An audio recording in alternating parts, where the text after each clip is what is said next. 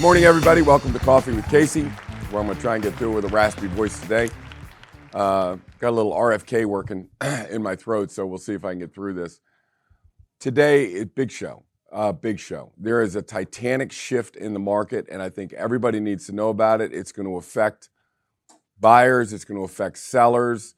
It's the first time this has happened in 4.5 years. And I think that the realtors that are tuned into this and the buyers and sellers tuned into this, it's going to be a huge benefit. Okay, so let's get to what's happening. All right, so I'm going to go to what looks like a technical kind of chart, but we use this every day. And I'm going to switch you over to this. Okay, now what this is this tells me what the market conditions are at any 1 minute, right? So everything starts with two words. It seems like. I say, it seems like the market is soft. You do this chart and realize how soft it really is. It seems like we're doing contracts contingent on the sale of somebody's house for the first time in 4 years, 4.5 years. We haven't done that in 4.5 years, right? Because it's always been 5 contracts, 1 house. Nobody's ever going to be able to buy that house and with a contingent on sale of contract, right? So I'm looking at this, and in our huddle meeting, Billy says, well, I've had 3, and Morgan's had 2. And I'm like, we had 5 in 30 days. We've had 5 contracts that came in on ours. You were asking me, do I accept escalation clauses? And we certainly don't accept contracts that are contingent on the sale of somebody's home. We just did it 5 times. So something's going on, right? Something's going on. There's a swing in some markets, not all markets, but there is a swing in some markets that now the inventory is loaded up. They're not selling. The chart you're looking at tells me and my sellers and buyers that there is 12 houses that are active on the market, and in July, only 1 went under contract. 8% of the homes went under contract in this particular market that I'm looking at. Forget about, Vienna or plus 1.8 million. Everybody's got their own markets they work, whether it's Haymarket or Nokesville or Burke or whatever it is. You're looking at your market going, how many homes are on the market right now is active? How many went under contract in the last 30 days? Holy jeez. 1 out of 12? The average days on market for us is 4 or 5 days.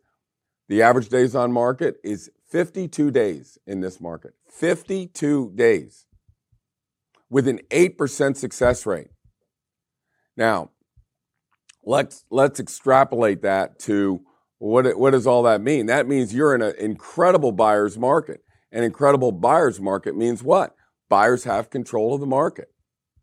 So let's talk about an opportunity. So let me go to the next one, and this is the move-up market. Let's go to the regular market. Now, the regular market is different. They have 9 active homes on the market. 10 homes went under contract in the last 30 days. So what does that tell you? Sellers are in control at the smaller market. Well, if you can sell a house easy here, and the buyers are in control over here, then what does that mean? That means the person that's been sitting in the house that had to sell their house to move up and couldn't do it for 4.5 years can now do that. That's what you call a massive opportunity for buyers and sellers, especially when a buyer has a home to sell. Now, we're lucky. We're in a market where somebody comes in and goes, I got the cash, don't worry about it. I don't need to sell my house. I can carry my house and buy this house, don't worry about it. Well, that market is, let's say out of a market, that market is this big, right? The people that are actually like us that have to work for a living and actually have to sell what you have in order to buy what you want, right? That's this market. That's a massive market. Now, those people in this massive market had their only option. You got to sell the house, sell your house, and then when we'll get a 60-day rent back, and then you got to find another house. But the question is, if there's no inventory, how can I find another house? So how many realtors have clients? Sorry about that. How many realtors have clients that are in the predicament? I don't want to sell unless I know what I want to buy. But if I find something I want to buy, let's say I find my dream home. Is there any possible way you're going to buy that dream home with a home that you have to sell? No, I'm not taking that contract. I'm going to have, if that's a popular house, I'm going to have 6 contracts on it. And they're going to bid it up. It's going to be crazy lunatic, right? So there's no way you can buy this house if you've got a house to sell. So we've got a quandary as a real estate group. Our inventory is down 35% today. It's still down 35% from the 10-year average. Why is that? That group is frozen. Now, some may say they're frozen. The big buyer pool may be frozen because interest rates are crazy. They went to 7.5 or 8. They're not there anymore. They're down at about 6.75. They're down at 6.5. Now, let me take you this. I have a house that I could sell in May for $1.45 million. No ifs, ands, and buts. In fact, if I'm wrong, it's because I estimated too low. $1.45 million, okay? Today, it's going to go to 1.3. It's not selling at 1.35. I will guarantee you with all of the knowledge I have, that would have gone over $1.4 million, $4.5 million 2 months ago. Okay. So what's the discount on this house? In my opinion, at least $100,000, but possibly $150,000 less than it was before. Do you know what it costs to buy down an interest rate one point? Right? Maybe 2%, maybe 2%. So if your loan's $1 million, and I'm going to buy it down 2 points, that means it's going to cost me $20,000 to buy the rate from 6.5 to 5.5. So I could go get that house today at 5.5% interest rate and have a contingent on the sale of my home and still get it, even if you put 1.32, which means I chunk whatever the mortgage is going to cost me, chunk the $20,000 on top of it. I just got a house for $1.325. I saved $130,000. I bought it contingent on the sale of my house, and I couldn't have done that 60 days ago. Couldn't have done it 60 days ago. Now, I got to tell you, I spent a lot of time watching markets. And this is what I'm looking for. This is the opportunity you're looking for. This is the opportunity that buyers haven't had in 4.5 years. Since the pandemic and the inventory went bye-bye, this is the world that we've lived in. Again, not all. Johnny G comes up, he's in Haymarket. He goes, hey, we're putting a contract in on a house. Run one of those for Haymarket. All we're trying to do is get the seller and buyer to be realistic, okay? So let's say I run one for Johnny and I say, hey, Johnny, 8% of yours didn't go under contract last month. 67% of your houses went under contract last month. You are not in the same position as this market over here. Well, I don't want to show that to the seller. You don't show it to the seller. You show it to the buyer. You show it to the buyer. And he's trying to get a great deal. But what he doesn't realize is he's not in a great deal buyer pool market. He's in a seller's market trying to get a buyer deal. Education will set you free. So you need to educate. So if you look at it, it's a simple formula. Now, this looks pretty complicated, what I've got on the screen. But that's just the way we do it. I mean, I'm anal about making sure we know everything and all that stuff. But all you have to do is say, how many homes are active in the market I'm looking at? How many went under contract in the last 30 days? If 12 are on the market and 1 went under contract, 1 divided by 13 equals 8%. 8%. There you go. You're a buyer's market. If you look at it and the number of homes that went under contract are in the 60s or 50s, you're in a seller's market. You're not in a buyer's market. But I told Johnny, you go back to your buyer. Don't show this to the seller. We don't want the seller to know they have the power. Show this to the buyer and say, knock it off. It ain't 1.1, it's 1.15. Pay them what they're going to do. If you're going after a home that's in a popular market, in a seller's market, then you got to pay the price. So he went back, he shows it to the buyer, and he cuts the deal. So all we need to know is who's in control around here.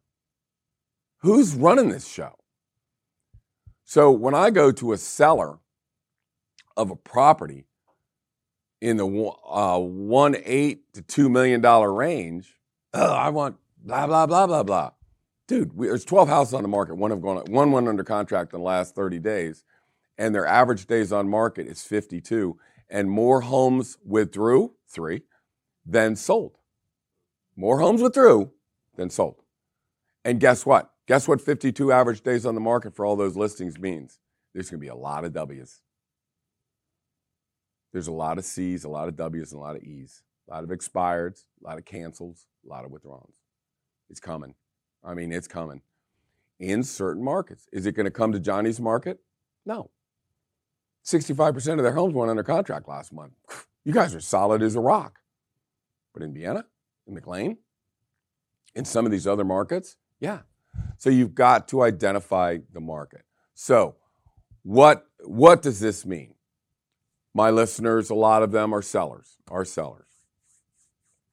You have sons and daughters and friends and people that are living in a 2,000 square foot house that have had 2 kids since the pandemic.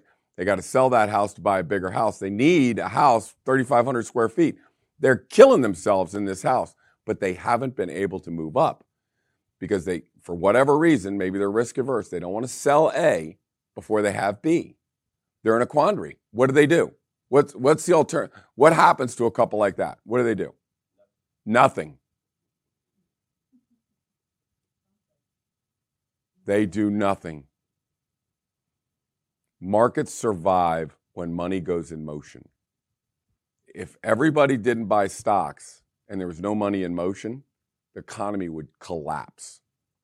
If people all want to live in their house, the economy will collapse. Money in motion, people in motion make it. There are needs, right? There are needs for people that are moving up. There are needs for people that are moving down. There are needs. Right now, our market has basically survived on death, divorce, disaster, and downsizing. Disaster means I lost my job. I need to sell the house. It's going to go to foreclosure. Downsizing means I'm on the victory tour. I got my kids married off. I got them through college. I got them through high school. We did all we needed to do. Me and my wife, we're getting the hell out of here. We're going to go to South Carolina. We're going to Florida. We're going to party our ass. We're going out on top. They're the fun ones. We're going out on top, man. We're going to sell the big house. We're going to make all our money. We're going to sock it in the bank. We're going to rent for a little while. We may get a condo down at the Watergate downtown. We're on the victory tour. We're traveling and celebrating. They're the fun ones. Do you have people? Pandemic, too much. We've got too much togetherness. We're breaking up. We're getting a divorce. I don't know what the number is on divorce, but a lot of the sales are divorce sales. So that's what's been driving the market. But the power of the real estate market is the move-up buyers, because that's the big one. That's the big one. And I'm telling you, it's been frozen. And it's been frozen initially because nobody wants to move up because of interest rates. But nobody can also move up because they're stuck. They're stuck. They can't buy the new house because they got to sell the old house. They haven't been able to do that in freaking 4.5 years. I wouldn't even look at it. We wouldn't even accept an escalation clause, much less say a contingent on the sale. We haven't taken home inspections. We don't take appraisal contingencies. We don't take escalation clauses. Why? Sellers are in control. Now, I will guarantee you that we will still be in control. If you come to a Casey Samson listing, you're not going to buy that with a home sale contingency in most cases. Because now we know. I know. I got you. When I go to the seller, it's like, we'll put a house on for here and then do a predictive analysis and move it to here. We're starting here. Predictive analysis starts here. Because I'm not sure. I know this isn't here. Let's see if this one's here. If it's not, we're moving to here. Now we know. But as the market does this Titanic shift It catches you off guard. When I was in the Marines, they said, don't worry about it. You'll never hear the bullet. I didn't even ask questions on that one, man. I'm like, he goes, hey, you'll never hear the bullet. Don't worry about it. Don't worry about it. I'm like, okay, I guess that's the good news. Yeah. But in real estate, it's the same way. You never hear the bullet until it's already upon you, until the market's already upon you. And it snapped. It's on us. And I know it moves like a big ship, the Queen Elizabeth II trying to turn. I know it moves, but before you know it, I'll go into a thing, and a client was going to sell a $2.1 million house. He said, well, we wanted to talk to you, but we're thinking about our friend too. We want to give our friend. The friend has done one transaction in a year and a half. One. Now, let me tell you something. In this market where everybody's on the home, for the amount of money at stake when you sell a house at this level is about $250,000. That's what's at stake. At an $850,000 house, you're probably talking about $75,000 at stake. But guess what? That $75,000 at stake is more important to that seller than $2.5 million is to that seller. $50,000, $60,000, $75,000 is a critical number.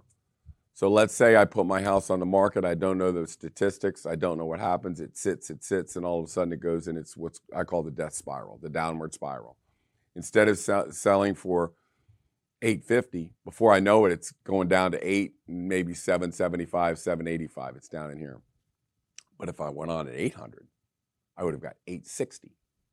The difference between $860 and $780, I bet you that's about 80 grand. Now go to one of your clients. Think about your clients that are selling a house at $800,000, and think of what $80,000 means to that person. And that's the difference between doing it correctly and doing it poorly. It's the difference between knowing the market and not knowing the market. So I put this out to the agents and to the sellers and the buyers out there. If you are a 60 or 70 something seller, and those are my clients, yep, you're on the victory tour, but you have kids that are stuck in a house somewhere that have not been able to move up, and now they can move up. Tell them to take the $100,000 benefit that they got from buying it cheaper than they could have, buy the rate down for a point, get your loan into the fives, move into a house where you're getting $100,000 or $100,000. And again, I know that everybody's markets are different, so it's hard. I equate this to my markets, and I should equate it more to an 850 market, which is the average size of maybe a Samson Properties house, as opposed to a larger market. But it doesn't matter. It's all the same, right? If I'm with a buyer, so let's talk about this for a minute. So what sells? I mean, the 1 out of the 12. What really sells? If it's well priced, if you go in and the seller says, I don't want to paint, you say you're going to paint. The seller says, I don't want to change the lighting fixtures, we're going to change the lighting fixtures. The seller says, I'm not going to change the hardware, we're going to change the hardware. Because we're going to invest $10,000 in the house, and it's going to make us at least $100,000. So if you like $100,000, we're going to invest. We never talk about costs. We always talk about investment. The investment is $10,000. You're going to make $100,000. Now, when we price it, we have what we think, we have what we know. Well, this one's now gone. That's gone. We think we know. We think we know. You got to start here. Because I may have to go to the here. I may have to pull the ripcord and go to a lower number. And it's the only way to go up. So our average home sells $86,000 higher than its list price. So if you go here, it's going to end up here.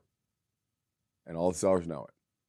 So if you can be smart and you invest 10 to make 100, and you price here so you can get to here, then we're all going to be fine. Then we'll be the one. And we'll still have control because everybody else is doing what?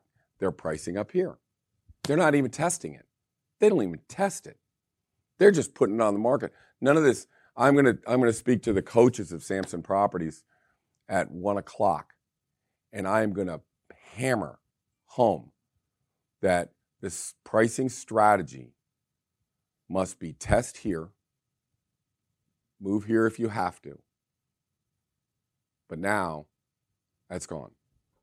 You got to test here and be prepared to move here to get here. Does everybody understand that?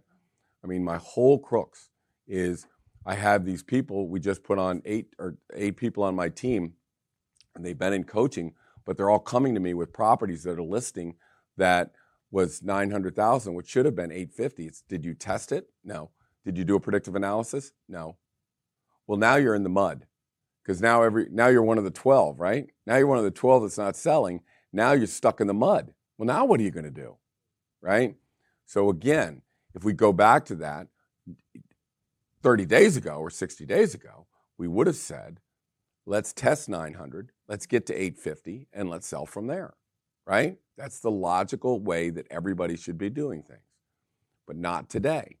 Today, we're going to test 850 just to make sure everybody's at 850, because things are moving down. And again, you've got to go to your seller with the document I'm looking at right now, and in whatever format you have, however you want to translate it or send it to them, you need to say, there are 8 houses on the market and 1 went under contract. The buyers have control. We need to not think about this. We need to put it here to make sure the market is still here. The buyers have control of our market. Now, if I go in and 12 houses went under contract and 2 are active, I'm going at this number, right? I'm going here. So this is why the statistics of how is the market doing? Are we in control? Are they in control? I think I identified there's hundreds of thousands of markets. A townhouse between 500 and 700 in Arlington, that's a market. There's hundreds, thousands of markets out there. So you've got to look at the one market you're dealing with, a $1.2 million house in Arlington. And in that market, are we in control or are the buyers in control? You must know what percentage of homes are on the market and what went under contract in the last 30 days. Because, I'll get to you just one sec. And what happened in the last 30 days? Because that's how fast markets change. 30 days, right? That gives us a good sampling, and I can predict what's going to happen in the future by what just happened in the last 30 days and make my corrections there. Yes, we got crossed up. Yes. But I'll tell you how it started.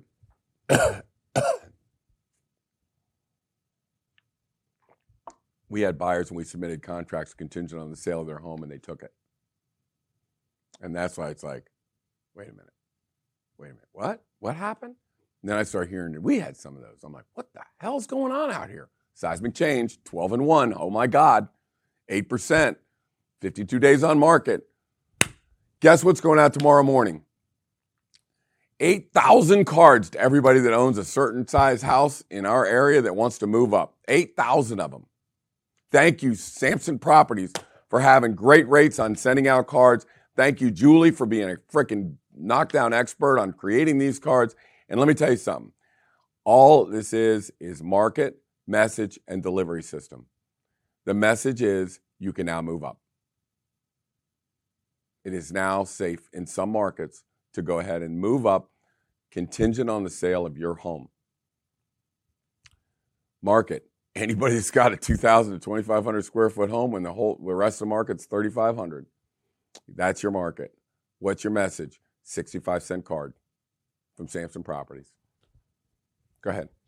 Clarify something for me, Casey. You said under contract divided by the number of active is going to give us a percentage. So the high number, which one is the buyer's market? Which one's the seller market? Okay. The more homes that are under contract, that's your seller's market. So let's take my math. I said there's 12 homes that are active and 1 went under contract in the last 30 days. So the total number is 13 homes. So 1 divided by 13 is 8%, or should be 8%. Blame it on Excel if it's not 8%, but it should be. So you take the total amount of homes and that have been under contract of 30 days and active, And that group in the last 30 days, if 1 out of 13 went under contract, we're at 8%. If that number is 65%, you got a seller's market. I would say anything over 50% is a seller's market, and I'll tell you why. I think most realtors do not prepare homes correctly and do not price them correctly. If that makes sense. So let's talk about the process. I would immediately get on the phone with every person that I know and say, it's time. For the first time in 4.5 years, everybody that's stuck. Our job as realtors, right? Our job as realtors is to help people in need. Got a divorce, I got to sell my house. I'm going to make sure you get the most money in the house. I'm not on your side or your side. I'm on the side of the house. I'm going to make sure the most money we can get out of this house goes into whatever fund you guys want to pay the attorneys, right? That's who's going to get it all anyways. So I'm just here to make sure that house gets as much money as possible. Oh my God, I lost my job, foreclosure. Settle down. I'm going to call the bank. I got it. You're going to be under contract in 4 days. It's all stopped. We'll get this thing done and get it out of here. See, our job is to help people, right? I got a couple with 2 kids, maybe 3 now, in a 2,000 square foot house that's busting at the seams. And they can't move up because they got to sell this to buy that.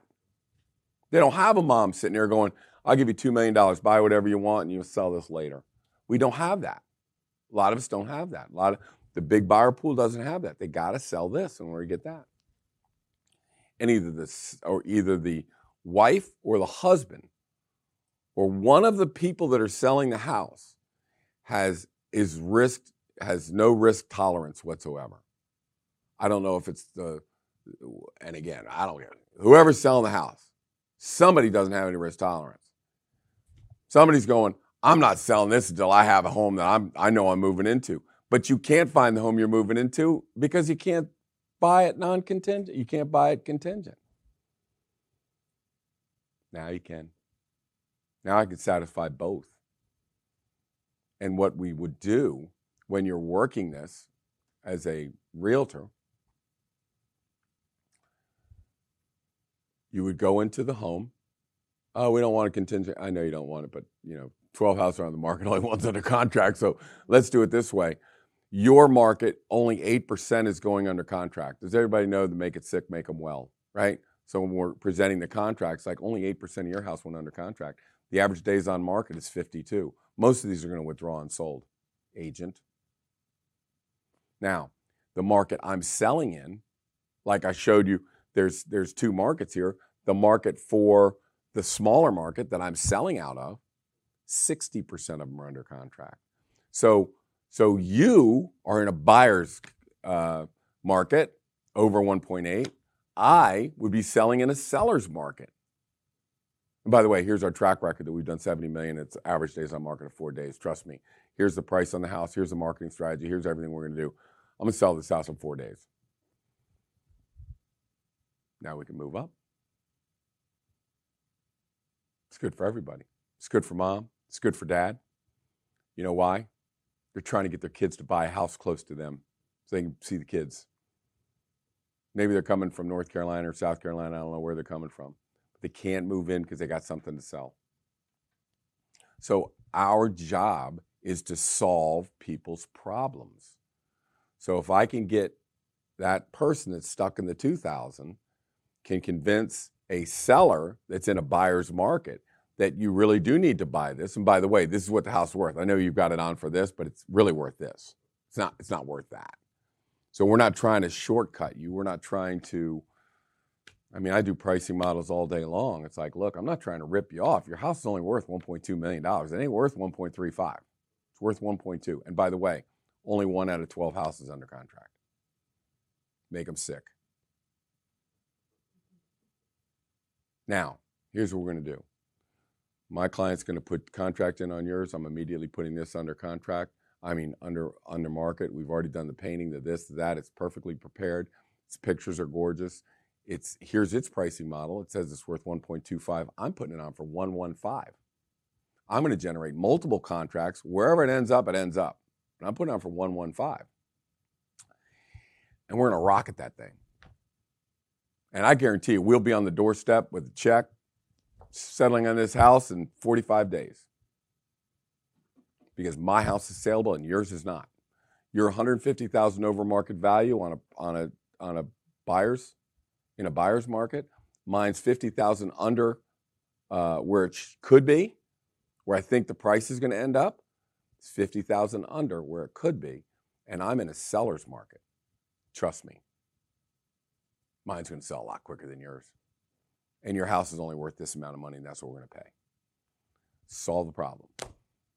Not only do we solve the problem for the buyers, we solve the problem for the sellers, because maybe the seller's agent either couldn't or wouldn't price it correctly, or the seller's agent really did know what to price it correctly, but the seller was holding out for a higher number. So what I'm going to do is we're going to prove that that price is what I say it is, and that's what you're going to settle on, right? So the seller, all they really needed was a clear picture of what exactly is this house worth. We're going to tell you. Sellers really don't want more than it's worth, and buyers don't want to pay more than it's worth. So the real question that everybody has is, what the hell is it worth? I'm going to tell you exactly what it's worth. Based on the comparables, based on the market conditions, I'm going to tell you exactly what it's worth. Okay? Yeah. So Casey, when you test the market, so you go in a particular city, zip code, or neighborhood. How are you going to say that this many under contract, this many active, this many pending? So Right. What is your radius? Like you go zip code, you go city, you go in neighborhood. Sure. So markets are, if lots are small, it's 1 mile. If lots are big, half acre, it's 2 miles. Okay? We only look at the homes. So let's say the house is $1.3 million your estimated value. So I'd go from 1.1 million to 1.5 million. And so within a 1 mile radius or 2 mile radius, depending on, so in Nokesville, I have to go 5 miles, 5 mile radius. So it depends on the size of the lots, right? In Arlington, 1 mile radius, right? Vienna, 1 mile radius. Bigger lots, Willisford, 2 mile radius. If 800,000 property and quarter acre land, so we can go 5 mile? I'm sorry? If the lot is quarter acre Yeah. and the property value around 750, 800, so how far we should go? I'd go a mile. Let me tell you how I do it. So first I go age and size. So give them everything. Let's say it's a 2,500 square foot house. Give me everything from 2,000 square foot to 3,000 square foot. It was built in 1978. Give me everything from 1968 to 1988. That's my market. Let's say I have 3 houses in that market. Shit, I got to expand. So I'll start expanding. All right, give me 1.5 miles. 5. All right, give me 2 miles. All right, 12. Got it. I'm looking for anything over 10. Anything over 10. So I'll start here, and I'll start expanding first on area, then on size and age.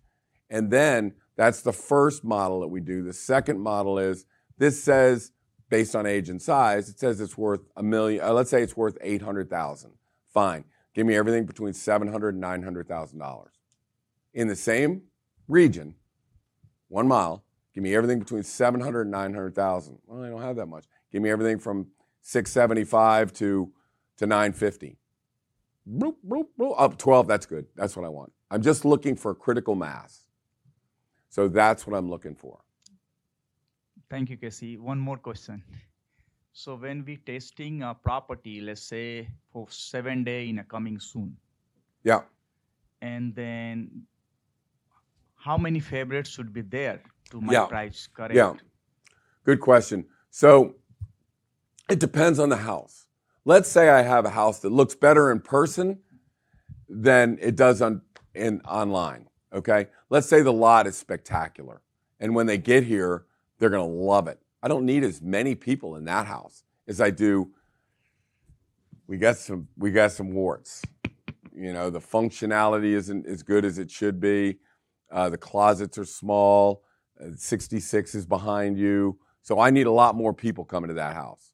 So the answer is, normally I would want at least 8 showings people that have registered a showing by Wednesday of when I launch.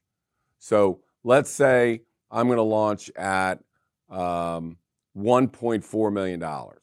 I have no showings, none. We're going to 1.3. We're going to adjust to 1.3. We're not even in the frickin' ballpark. So then let's say I get 2 showings.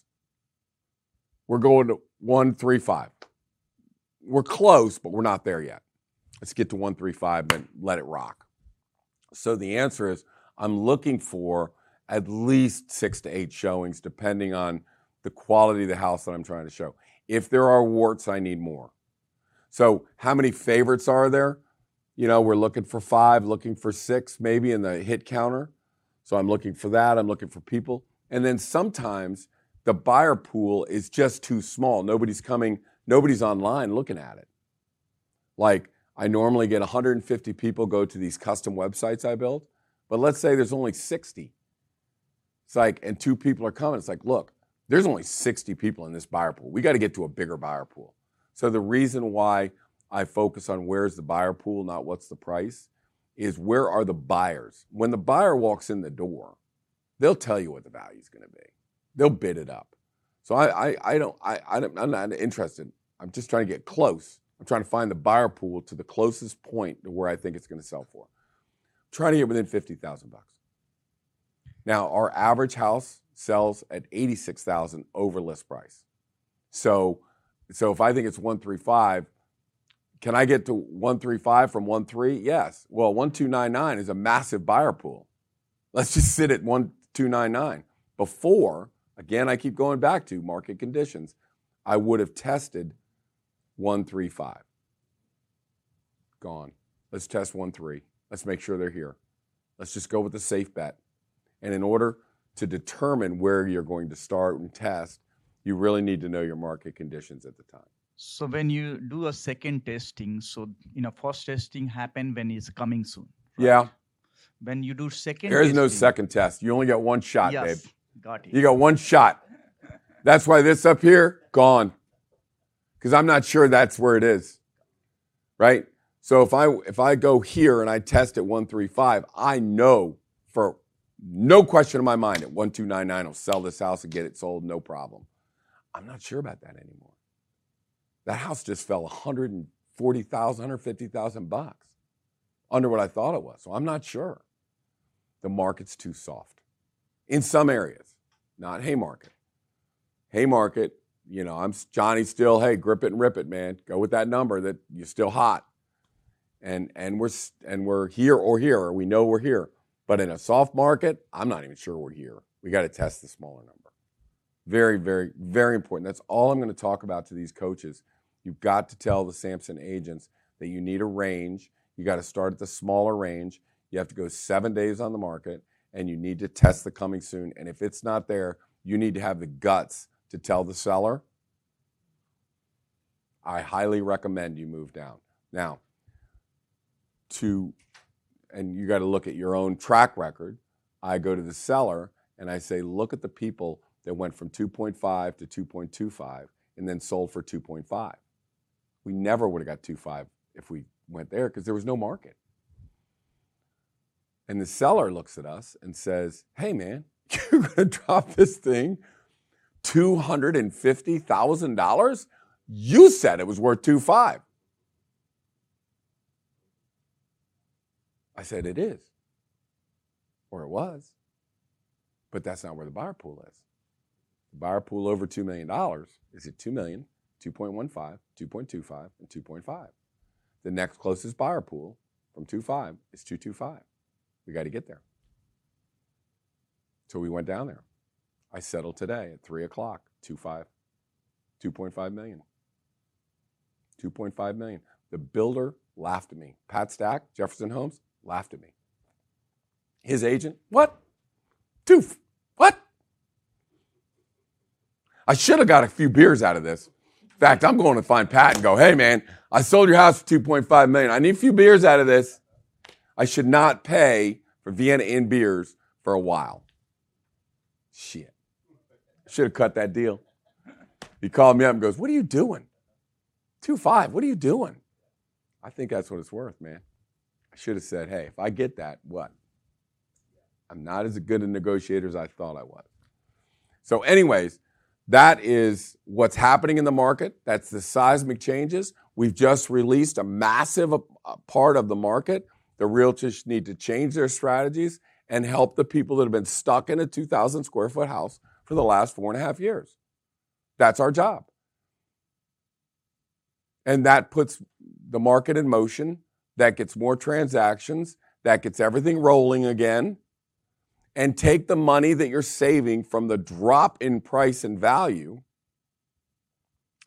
tack $20,000, buy the rate down, full, not an adjustable rate for a year or two, because I don't know what's going on with the frickin' government or what's happening, so nobody knows. Just buy it to 5.75. You can live with that. 5.5. Just buy it down to 5.5. If you have to wait 5 years, then you wait 5 years to refinance. But if you get that adjustable rate and before you know it, you're finding yourself at 6.75 in a year or two, then it's like, and you can't refinance. Just buy it down. Buy it down 1 point. All the smart financing people say just buy it down 1 point. It's going to cost maybe 2% of the loan amount. Jack it onto the price. Have a seller concession to buy the rate down. I would have come in at 1.3, but I'm coming at 1.32 because I want $20,000 to buy the rate down for me. Get a good lender. Get a good lender. I'm going to tell you this. I'm just putting this out there. We have a house, and we try, right, and get our terms in our contracts, right? Our terms means you've got to use Cardinal Title. Because I tell you that other title insurance companies, we have had bad experiences. We have good experiences with Cardinal. We get everything done early, and we're done. Last month, we found out we had a cloud on a title from another title company, and we found out a day before settlement. Do you know when we find out from Cardinal? The second we list the house. We know plenty of time to fix it. We have a settlement that's going down, and it's going down very shortly, and we just found out that the lender's been out of town for a long period of time. He never got the CD. They're not going to closing on this. Wait, what? Our lender's name is Mike Filan, and he is awesome. And if anybody needs a good lender, then you should get in touch with us, and we'll put you in touch with a good lender. There are plenty of great lenders at First Heritage. They are awesome. They support Samson Properties. But if you don't have your in-house mortgage company and use Cardinal Title, you are putting your clients at risk. My name is Casey Samson. You've been listening to Coffee with Casey. We come to you every Thursday at 10:30. Share market information. Today we shared that there's a seismic change in the real estate market. It's released a massive buyer pool that is only in certain markets, so you need to be able to test the market, which I went over today. Hopefully that helps. If you need me, I'm at Casey at CaseySamson.com, or you can check out all our stuff at CaseySamson.com. My number is 703-508-2535. We'll see you again next week. Bye now.